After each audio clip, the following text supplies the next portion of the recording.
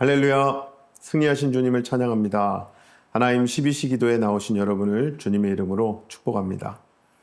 오늘 하나님께서 주신 말씀은 베드로 후서 1장 12절에서 21절까지 말씀입니다.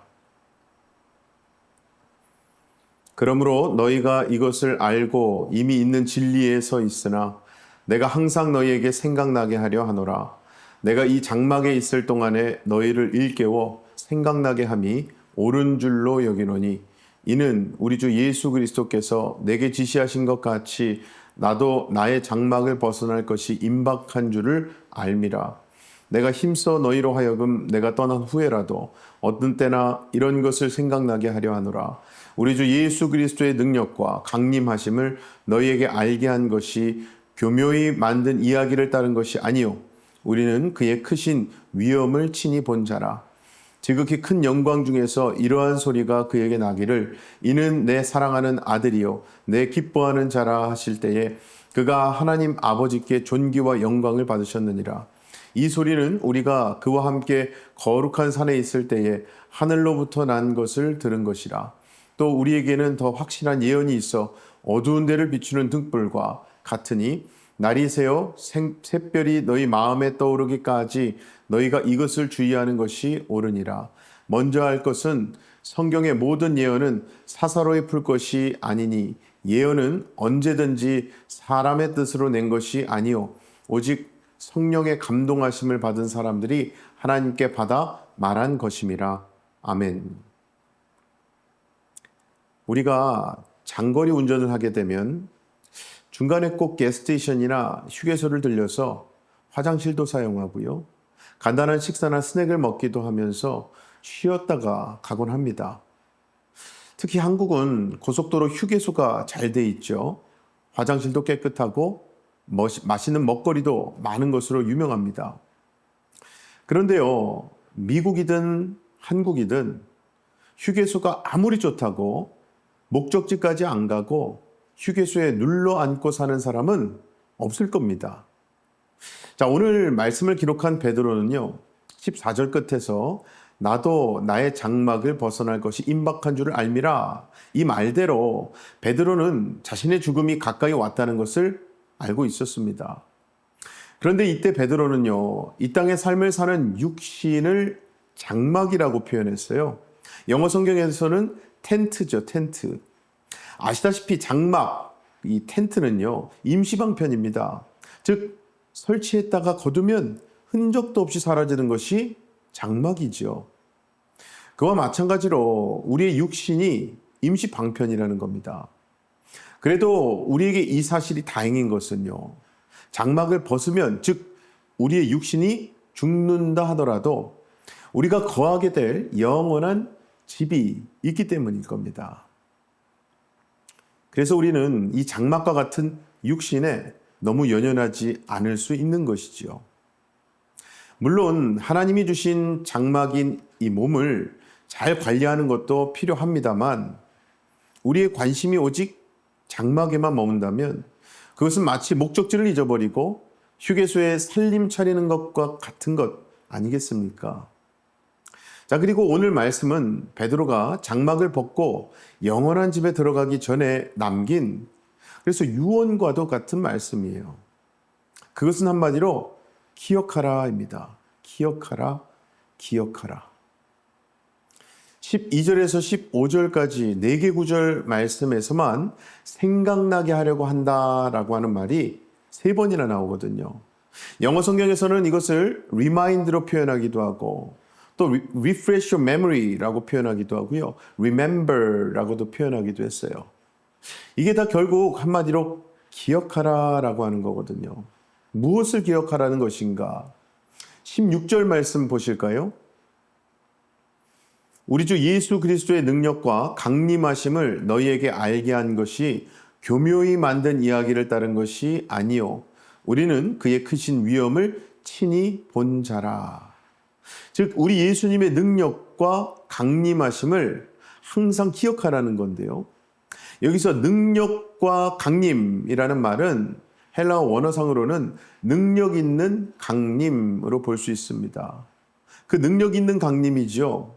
예수님은 하나님의 능력으로 우리에게 오셨고 지금도 능력으로 와 계시며 앞으로도 능력 가운데 다시 오실 것을 항상 기억하라는 겁니다. 자, 그렇다면 왜 그렇게 기억한다는 것이 중요할까요? 일단 성경에 나오는 역사들은요, 다 한 번만 일어났던 것들입니다. 천지창조. 매달 한 번씩 천지창조 일어나지 않죠? 천지창조는 전 우주 만물을 포함해서 딱 한 번만 일어난 사건입니다. 노아의 홍수도 마찬가지고요.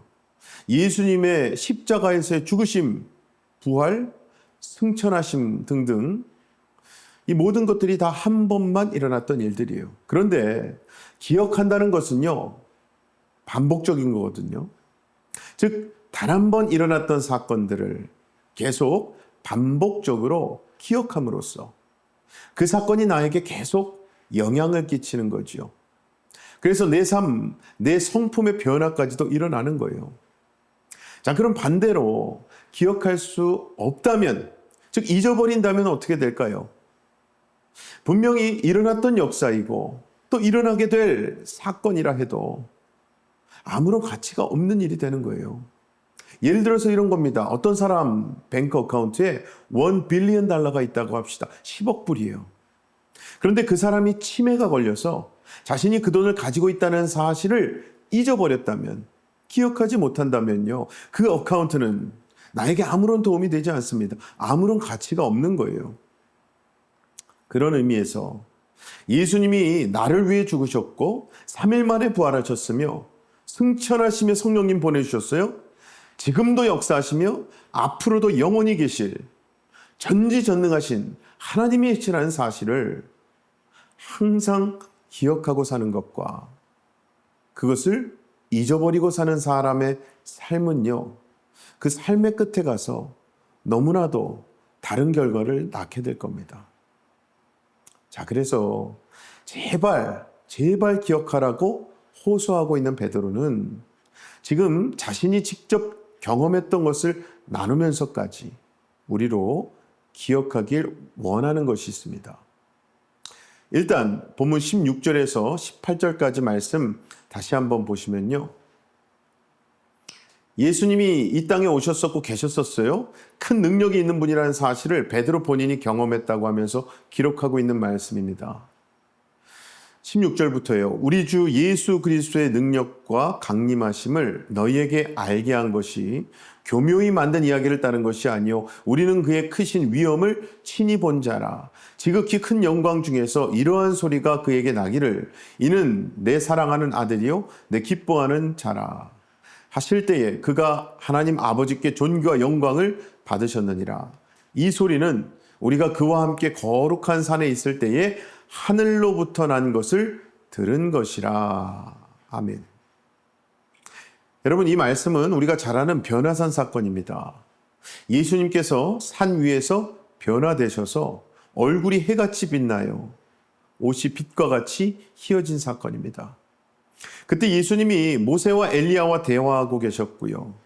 베드로가 그 광경이 너무 황홀하고 좋아서 거기에 초막셋 짓고 삽시다 했었죠. 이때 베드로, 야고보, 요한 이 세 제자가 그 변화산에서 본 광경은요, 예수님의 재림의 때, 즉 예수님께서 심판주로 다시 오셔서 완성하시게 될 하나님 나라죠. 새 하늘, 새 땅에 들어가면 보게 될 광경이었거든요. 중요한 것은 그걸 잠깐 맛본 것만으로도 너무 좋아서 산 아래에 있는 다른 제자들, 자기 처자식은 다 잊어버리고 그냥 이대로 거기서 살았으면 좋겠다고 할 정도였다는 거예요. 그만큼 너무 황홀하고 좋았습니다.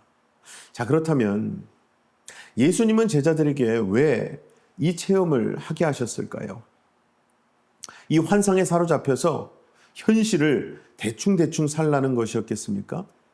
아니면 무슨 마약처럼 또 다른 어떤 환각을 찾아다니라고 주신 걸까요? 절대 아니죠.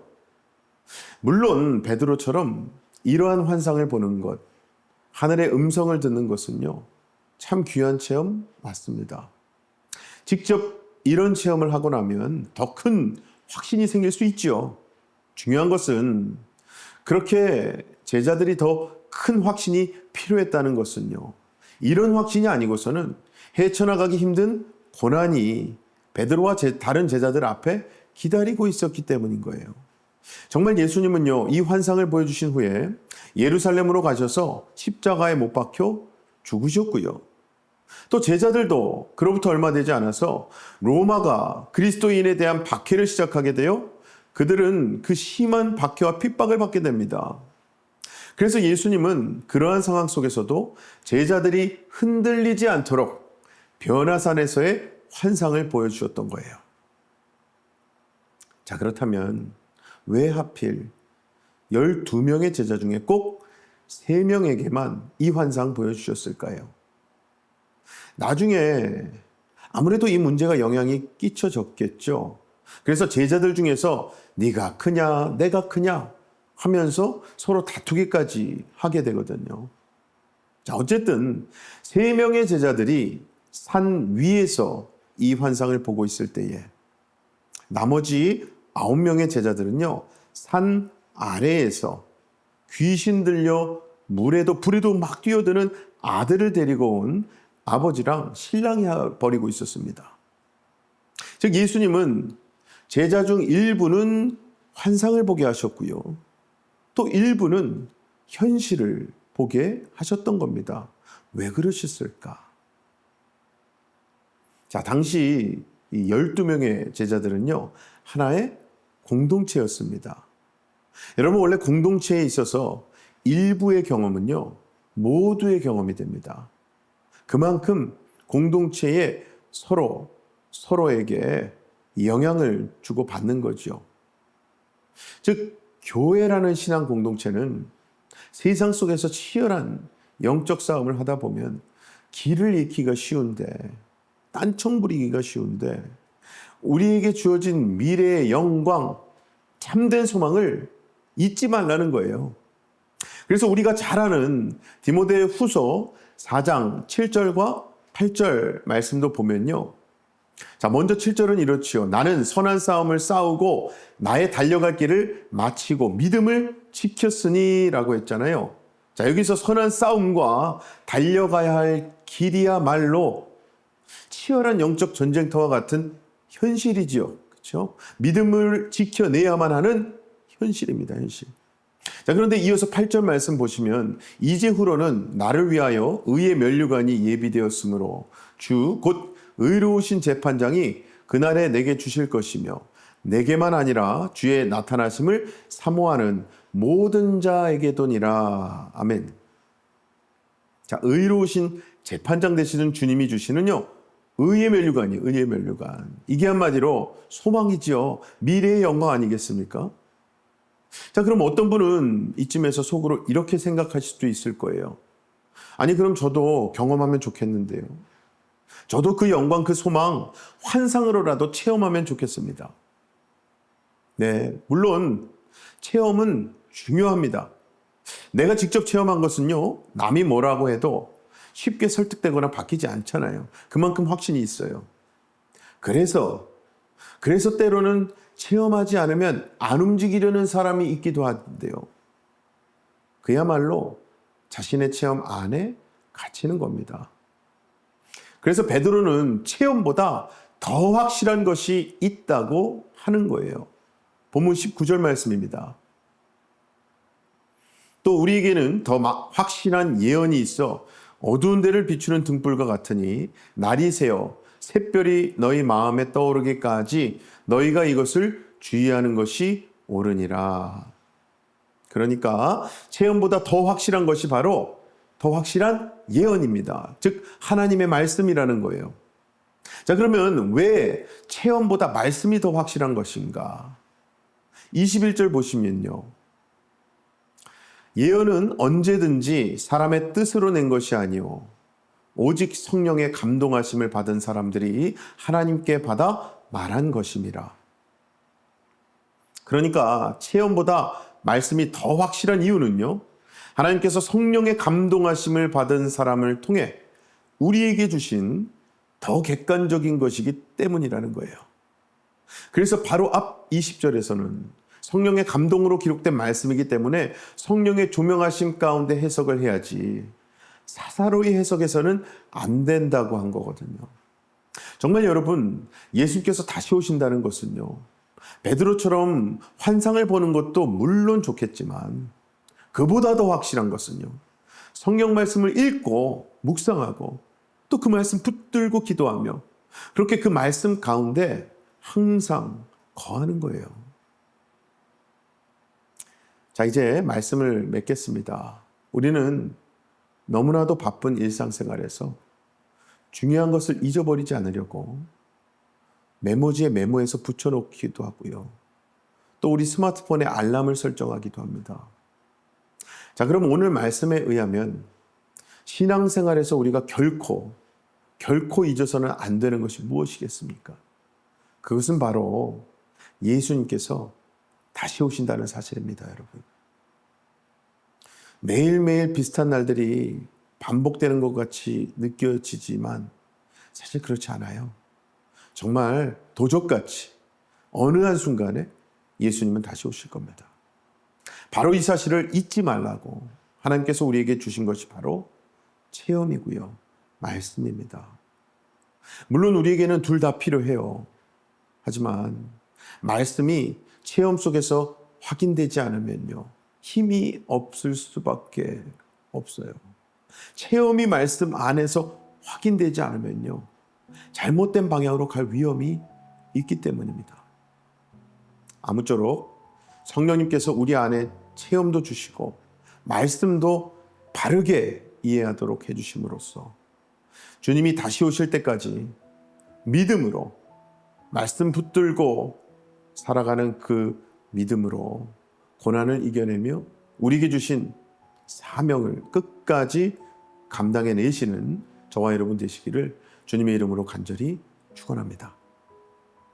이 시간 우리 같이 기도하실 때에 주님 오시는 그날까지 우리가 깨어있게 해달라고, 말씀 안에 거하게 해달라고요, 이미 승리하신 주님 내가 의지하며 나도 승리하는 삶 살게 해달라고 주신 말씀 붙들고 기도하겠습니다. 기도합니다.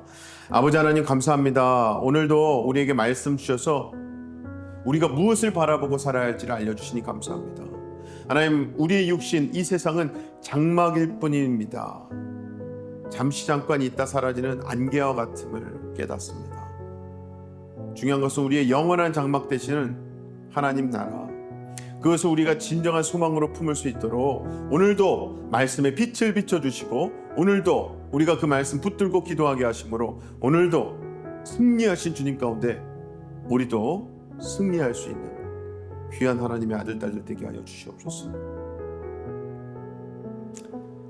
둘째로 기도할 것은요, 우리 새누리교회 위에 기도하실 때에 안식월 중이신 우리 담임 목사님 위해서 영육간에 강건하시고 성령과 비전 충만하실 수 있도록 기도 부탁드리고요.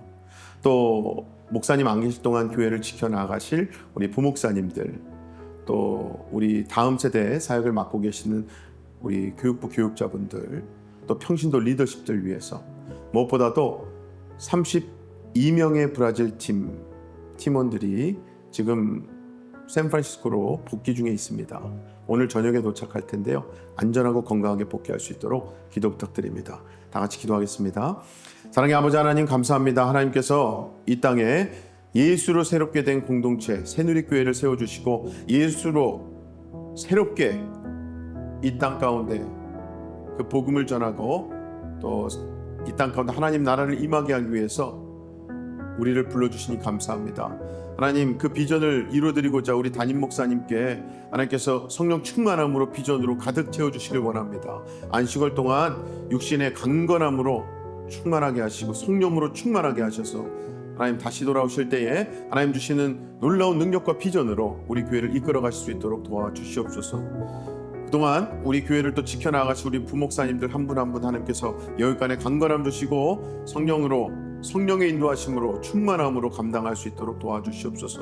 또 우리 교회 모든 목자들과 또 평신도 리더십들 하나님 한 분 한 분 하나님께서 붙잡아 주시고 항상 성도를 위해, 팀원을 위해, 목원 식구들을 위해 기도하는 우리 모든 리더십들 되게 하여 주시옵소서. 무엇보다도 우리 브라질 팀 하나님 이제 복귀 중에 있습니다. 안전하게 집으로 교회로 돌아오실 수 있도록 그 발걸음 인도하여 주시옵소서. 특별히 이번 주 토요일에 있을 이 브라질 선교팀 보고 예배를 하나님 앞에 온전히 영광 돌려드리며 하나님 우리 브라질 팀원이나 우리 모든 성도님들 모두 하나님께 주시는 큰 은혜와 비전을 경험하게 하여 주시옵소서.